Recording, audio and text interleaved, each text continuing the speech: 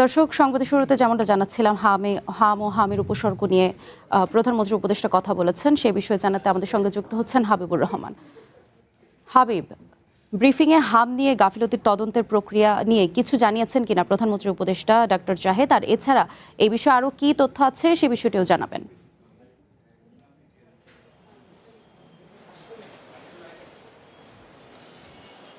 তিনি আসলে প্রধানমন্ত্রীর উপদেষ্টা নন, তিনি তথ্য উপদেষ্টা। মূলত তথ্য উপদেষ্টা হিসেবে তিনি দায়িত্বরত আছেন।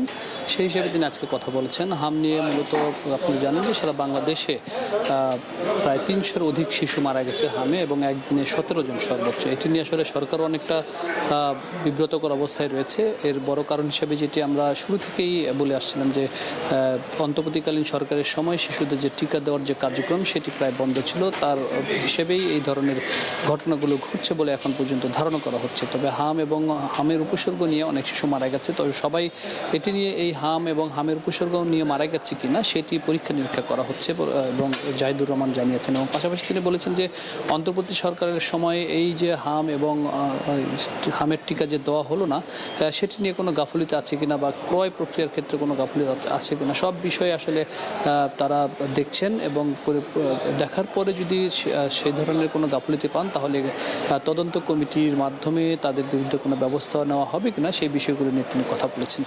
আরেকটি বিষয় বলে রাখি যে শুধুমাত্র এই বিষয়ে তিনি কথা বলেননি, বলেছেন যে হাওড়ে যে হাওড়ে যে বন্যার কারণে ধান নষ্ট হচ্ছে সেখানে কৃষকদের সহায়তার কথাও বলেছেন। এককালীন একটি অর্থ দেওয়ার কথাও তিনি কিন্তু বলেছেন। পাশাপাশি বলেছেন যে তিনি যেটি বলেছেন যে সাংবাদিকদের বিষয়ে সবচেয়ে গুরুত্বপূর্ণ একটি কথা বলছেন, সেটি হলো যে বিষয়গুলোতে আপনি জানেন ৫ আগস্টের পরে যে সকল সাংবাদিক বিরুদ্ধে মামলা দেওয়া হয়েছে সেই মামলাগুলো মিথ্যে মামলার কারণে যেন কোনো সাংবাদিক জেলখানায় না থাকে সেই বিষয়ে নোয়াবের যারা সদস্য রয়েছিলেন কিছুদিন আগে প্রধানমন্ত্রীর সাথে তারা দেখা করেছেন, সাক্ষাৎ করেছেন। সেখানে প্রধানমন্ত্রী আশ্বস্ত করেছেন যে মিথ্যা মামলায় কেউ যেন কারাগারে না থাকে সেই বিষয়টি তারা সরকার দেখবে বলে কিন্তু আশ্বস্ত করেছেন। এই বিষয়ে তিনি কথা বলেছেন। পাশাপাশি জঙ্গির ইস্যু নিয়ে কথা বলেছেন যে দেশের জঙ্গি আছে কি নেই, স্বরাষ্ট্রমন্ত্রী এবং তার যে ব্যাখ্যা সেটি অনেকটা একই রকম।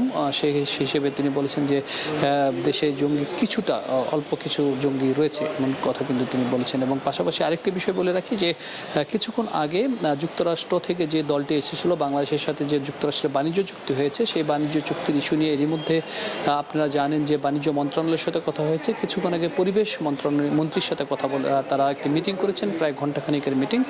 সেই মিটিং পরে পরিবেশ মন্ত্রী যেটি জানিয়েছেন যে বাংলাদেশের সাথে যে চুক্তিটি হয়েছে সেই চুক্তিতে পরিবেশ ইস্যু নিয়ে বেশ কিছু জিনিস রয়েছে, যে বাংলাদেশের পরিবেশ কিভাবে ঠিক রাখা যায়, আইনগুলো বাস্তবায়ন করার ক্ষেত্রে কী ধরনের পদক্ষেপ নেবেন তারা, সেই বিষয়গুলোর কথা বলা হয়েছে। এবং বাংলাদেশের বায়ু দূষণ যেন বৃদ্ধি না পায় সেই বিষয় নিয়ে যুক্তরাষ্ট্রের যারা প্রতিনিধি দল এসেছিলেন তাদের সাথে কথা হয়েছে। এবং সেক্ষেত্রে সাংবাদিকদের প্রশ্ন ছিল যে এই চুক্তি নিয়ে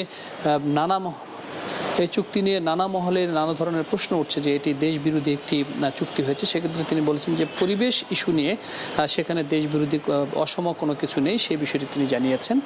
এই ছিল মূলত আজকে সচিবালয়ে বিভিন্ন ব্রিফের সবশেষ খবর।